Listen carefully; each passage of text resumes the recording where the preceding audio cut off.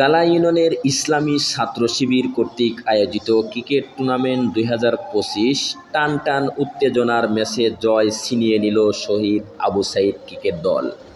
সিরাজগঞ্জের শাহজাদপুর উপজেলা ইসলামী ছাত্র শিবির গালা ইউনিয়ন শাখার উদ্যোগে আয়োজিত ক্রিকেট টুর্নামেন্ট 2025 এ শুক্রবার অনুষ্ঠিত হয় একটি হাই ভোল্টেজ ম্যাচ, যেখানে মুখোমুখি হয় শহীদ আবু সাঈদ ক্রিকেট দল বনাম শহীদ ওয়াসিম ক্রিকেট দল।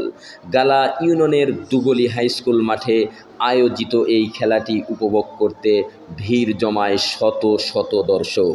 পুরো মাঠ জুড়ে তৈরি হয় উৎসব মুখর পরিবেশ। প্রথমে টস জিতে ব্যাটিংয়ের সিদ্ধান্ত নেয় শহীদ আবু সাঈদ ক্রিকেট দল।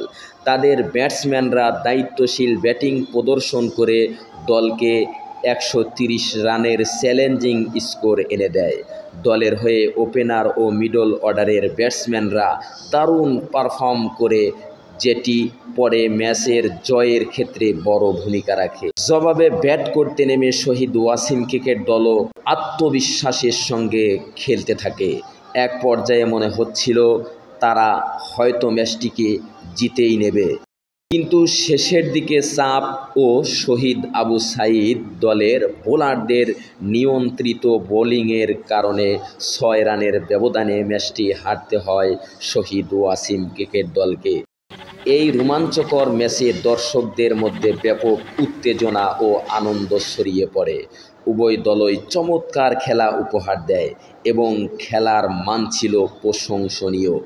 আয়োজকদের পক্ষ থেকে জানানো হয়, গালা ইউনিয়নের তরুণদের খেলাধুলায় উদ্বুদ্ধ করতেই এই টুর্নামেন্টের আয়োজন করা হয়েছে।